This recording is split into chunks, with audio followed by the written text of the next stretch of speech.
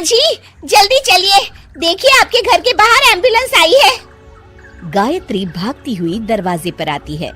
तभी उसकी बहू चांदनी को एम्बुलेंस से बाहर लाया जाता है। हे भगवान, ये मेरी बहू को क्या हो गया? एक्सीडेंट हो गया माँ जी।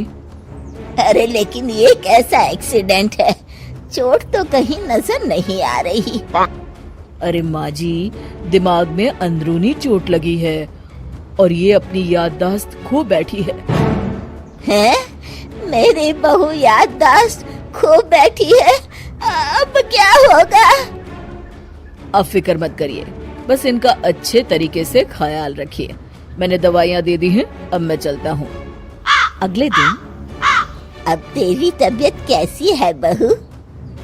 बहू? किसकी बहू? हम भैरवगढ़ के ठाकुर विक्रम सिंह की बेटी रूपवती हैं। हम एक राजकुमारी हैं और तुम हमारी दासी हो बुढ़िया। अरे बेटा विशाल, बहू कैसी बहकी बातें कर रही है। अरे कुछ मत पूछो माँ, रात को मुझसे अपने पैर दबा रही थी। सर पर चोट लगने की वजह से इसका दिमाग पूरी तरह खराब हो गया है और ये अपने आप को राजकुमारी समझ रही है। तभी वहाँ चांदनी आ जाती है। तुम दोनों यहाँ क्या खुसुर फुसुर कर रहे हो? कहीं तुम दोनों मिलकर हमारे खिलाफ कोई षड्यंत्र तो नहीं रच रहे हो? हम तुम्हारा सर तलवार से उड़वा देंगे, समझे? अरे नहीं नहीं राजकुमारी जी, हम तो आपके सेवक हैं। भला हमारी इतनी हिम्मत? कहिए, आपने यहाँ हॉल में आने का कष्ट कैसे किया? हमें बहुत भूख लगी है। ए दासी, जल्दी से हमारे लिए भोजन का प्रबंध करो। आज हम शाही कबाब खाएंगे। विशाल अपनी माँ को चांदनी की बात मानने के लिए इशारा करता है। ठीक है राजकुमारी जी, मैं अभी आपके लिए भोजन लेकर आती हूँ। इस तरह विशाल और उसकी माँ ना चाहते हुए भी चांदनी की जी हजूरी में लगे रहते हैं। लाओ माँ, जल्दी से मेरा टिफिन दो, मुझे देर हो रही है। अरे ठहर जा, जरा दम तो लेने दे मुझे। सारे घर का काम मुझे अकेली को करना पड़ता है। तेरी बीवी तो राजकुमारी बनी बैठी है, सारा दिन हुक्म चलाती रहती है। अरे माँ, मेरा भी तो यही हाल है। फिलहाल तुम मेरा टिफिन दे दो, मैं चला। रुको, कहाँ जा रहे हो? अरे मर गया रे, ये कहाँ से आ धमकी? आज हमारा जुहू चौपाटी घूमने का मूड है और हमें अपने लिए नई साड़ियाँ भी खरीदनी है। चलो जल्दी से अपना वाहन निकालो और हमें ले चलो। अरे अब तो मैं गया काम से। अगर आज मैं वक्त पे ऑफिस नहीं पहुंचा तो मेरा बॉस मुझे नौकरी से निकाल देगा। मरता क्या न करता। आखिरकार विशाल चांदनी को घुमाने ले जाता है और चांदनी अपने लिए ढेर सारी शॉपिंग भी करती है। ए दासी, टीवी पर कपिल शर्मा के आने का समय हो गया है, जल्दी से टीवी शुरू करो। अरे वाह, कपिल शर्मा तुझे याद है, बाकी कुछ याद नहीं। बहू तू तो बड़ी चालू लगती है, अपने फायदे की हर चीज तुझे याद रहती है। मैं तो तेरी इस अजीब बीमारी से परेशान हो गई हूँ। अगले दिन, अरे डॉक्टर साहब, आप इतने दिन से मेरी बहू का इलाज कर रहे हैं, लेकिन उसकी बीमारी तो सुधरने के बजाय और बढ़ती जा रही है। अरे माँ जी, ये दिमागी बीमारी है। बेचारी की याददाश्त चली गई है, वापस आने में थोड़ा वक्त तो लगेगा ही ना।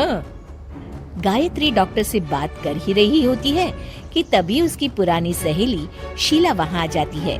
शीला को देख अचानक डॉक्टर घबरा जाते हैं। अच्छा माँ जी, मुझे एक मरीज को अर्जेंट देखने जाना है, मैं चलता हूँ।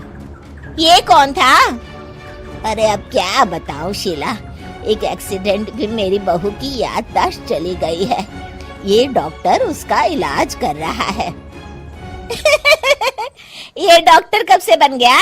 अरे ये तो चमन पान वाले का लड़का है, सारा दिन नौटंकी करता रहता है। अच्छा तो ये बात है, अब मैं समझी।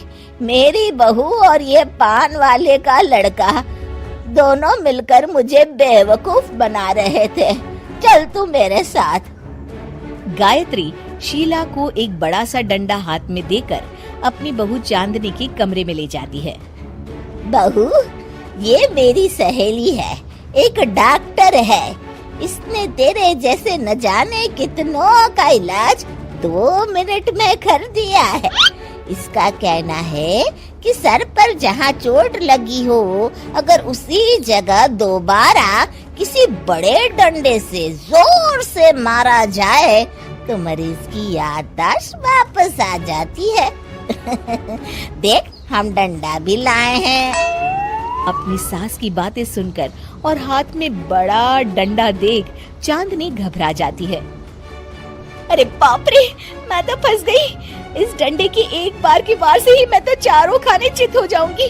अब क्या करूं, क्या करूं, क्या करूं? लेकिन गायत्री, डंडा सर पर ठीक उसी जगह लगना चाहिए जहाँ चोट लगी है। अरे तू चिंता मत कर, 2-4 बार मारूंगी तो एक बार तो सही जगह लग ही जाएगा ना। चल बहू, तैयार हो जा।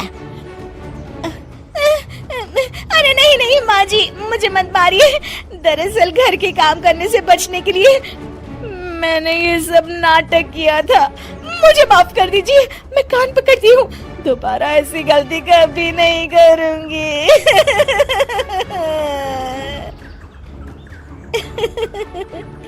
क्यों दोस्तों, कहानी कैसी लगी हमें जरूर बताइएगा।